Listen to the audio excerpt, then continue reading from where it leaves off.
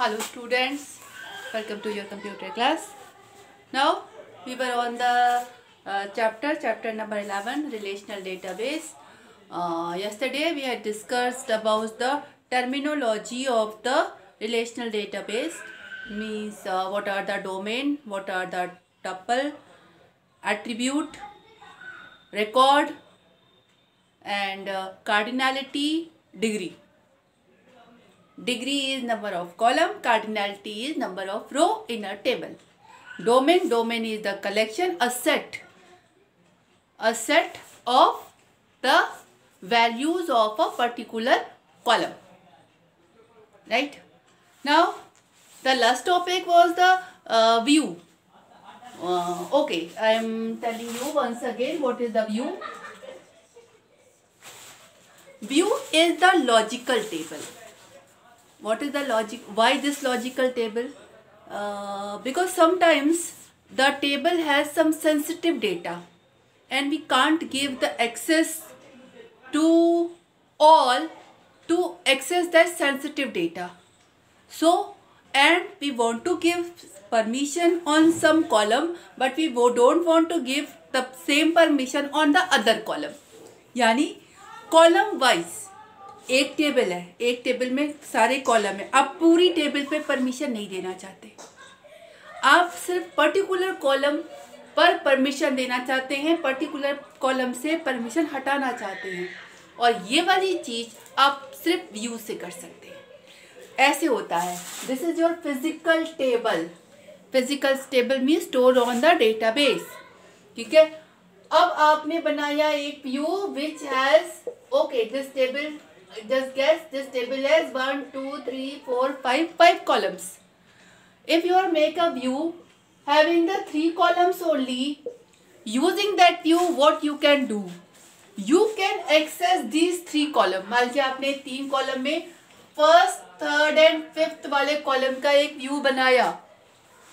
अब आप इस व्यू से उस टेबल के फर्स्ट, थर्ड और फिफ्थ कॉलम को देख सकते हैं,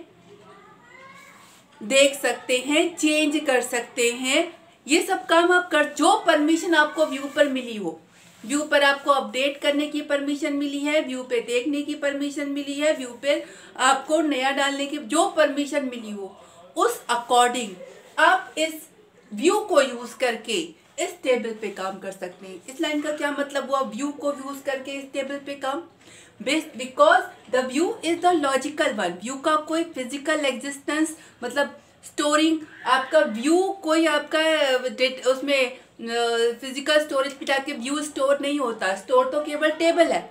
इस व्यू को यूज करके अगर आप नया इंसर्ट करेंगे तो वो इस टेबल में ही जाएगा। इसमें कोई चेंज करेंगे तो वो आपकी जो एग्जिस्टिंग टेबल है, फिजिकल टेबल, उसी में चेंज होगा।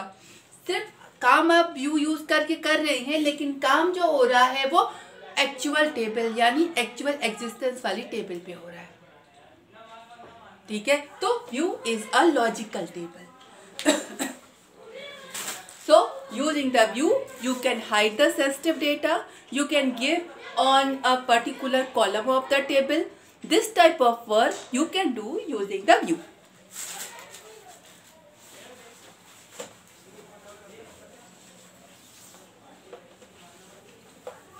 Now the next topic is structure of the relational database.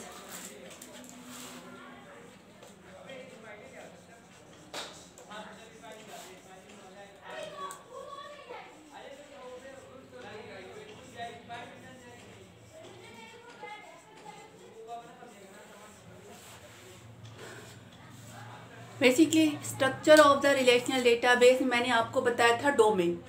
ठीक है, अब मान लीजिए you have the domain of a name, sex, city, okay, 3 domain us.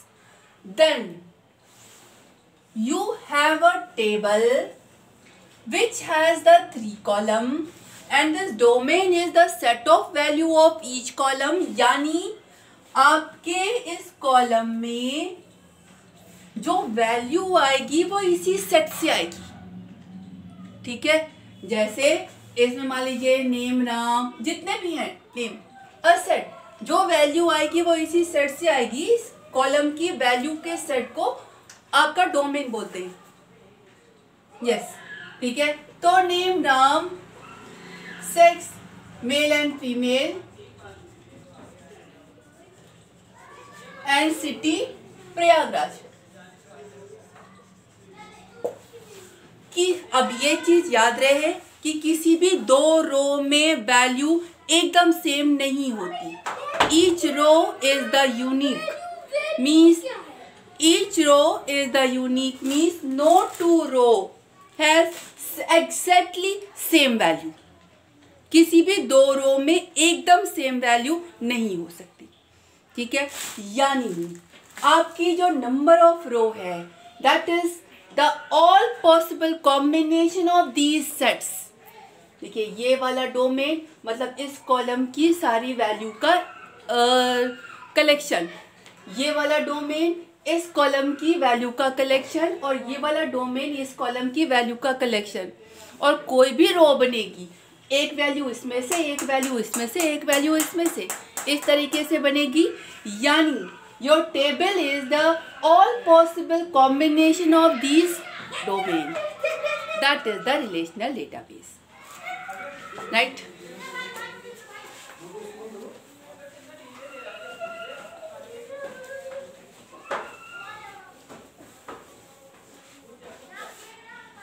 Keys. What is the key and how many keys are possible? So many keys are possible. What is the key? Key is the attribute using which you can access the record. You can identify the record. Key is the attribute or group of attribute value from which using which you can identify the record. That is the key. अब कितनी की हो सकती है?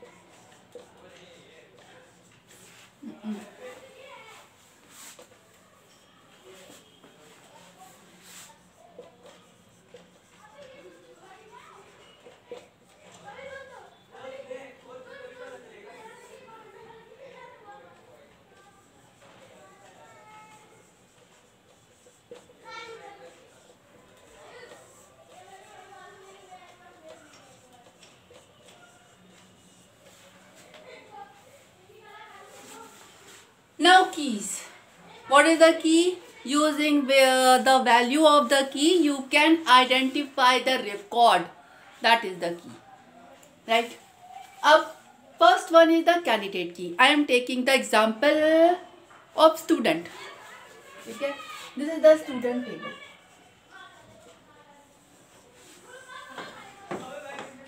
Roll number, name,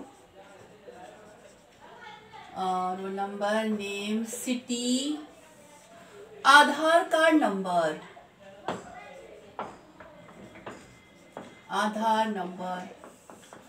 social security number या city, address, something, father's name, sex, so many. Now here, candidate key. Candidate, first we take the super key. Super key, ठीक है. Super key is the column or group of column using which you can identify the record. Super key वो column या वो group of column है जिससे आप किसी भी रिकॉर्ड को आइडेंटिफाई कर सकें, वो आपका सुपर की कहलाता है। जैसे आपके पास मान लीजिए रोल नंबर, नेम, आधार कार्ड नंबर, सिटी, इतनी 1 2 3 4 चीजें हैं, ठीक है। तो यू कैन इजीली आइडेंटिफाई कि किस स्टूडेंट की बात हो रही है। ये रोल नंबर 1 वाले नेम राम की बात हो रही है जो प्रयागराज में रहता है, और इजीली आइडेंटिफाई। तो द ग्रुप और the attribute or the group of attribute using which you can identify the record, that is the super key. Now come to the candidate key. Candidate key is the minimum subset of super key using which you can identify the record. आपका मान लीजिए ये आपकी candidate super की है। अब आप इसमें से सिटी को हटा दीजिए तो भी आप रिकॉर्ड को आइडेंटिफाई कर लेंगे आराम से। आपने मान लीजिए आधार कार्ड नंबर भी हटा दिया तो भी आप आराम से आइडेंटिफाई कर लेंगे कि हाँ किसकी बात हो रही है। अब मान लीजिए आपने रोल नंबर को हटा दिया। अब राम नाम के 3 से 4 स्टूडेंट भी हो सकते हैं। यू कांट आइडेंटिफाई कि किस वाले राम का रिकॉर्ड है ये, मीन्स आप इसे नहीं हटा सकते, ठीक है। आपने नेम को हटा दिया, ओके, रोल नंबर से आप आइडेंटिफाई हो जाएंगे। यानी ये आपका मिनिमम सबसेट है। आपका मान लीजिए रोल नंबर होता या मान लीजिए यहाँ पे आधार कार्ड नंबर होता, either using the roll number or using the Aadhaar card number you can easily identify कि किस रो की बात हो रही है। तो what is the candidate key? Candidate key is the minimum subset of the super key by which you can easily identify the record. ठीक, अब अगर हम इसी की बात करें तो वो मिनिमम सबसेट करते करते आपको 2 सबसेट मिल जाएंगे, either using the roll number और using the Aadhaar card number, right. तो या तो रोल नंबर या आधार कार्ड नंबर, किसी भी कोई भी चीज आपको पता हो, आप इजीली आइडेंटिफाई कर पाएंगे कि किस स्टूडेंट की बात हो रही है। तो both can be the candidate की, means in a table you can have more than one candidate key using which you can identify the record.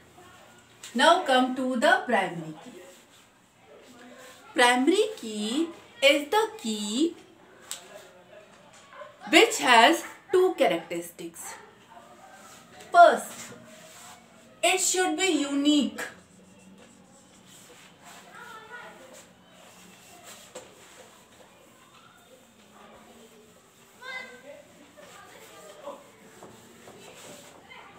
Primary key should be unique and should not be null.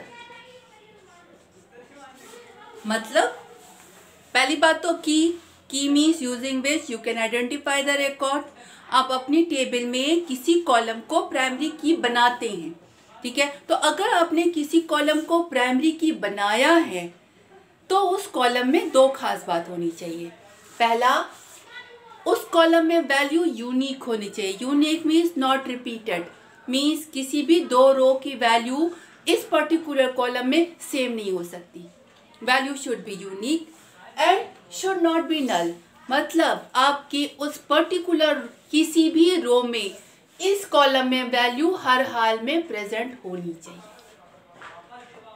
आप इस column में value को नल नहीं छोड़ सकते, that is the not null, right. अब primary key is one of the candidate key जिसको आप रिकॉर्ड को आइडेंटिफाई करने के लिए बनाते हैं। तो इसमें आपको दोनों characteristics unique and not null रखना पड़ेगा, ठीक है। Now come to the alternate की।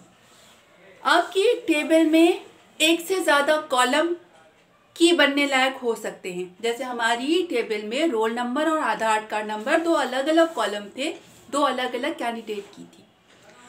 अगर हमने रोल नंबर को प्राइमरी की बनाया तो अदर कैंडिडेट की which can become the primary की बट नॉट अ प्राइमरी की।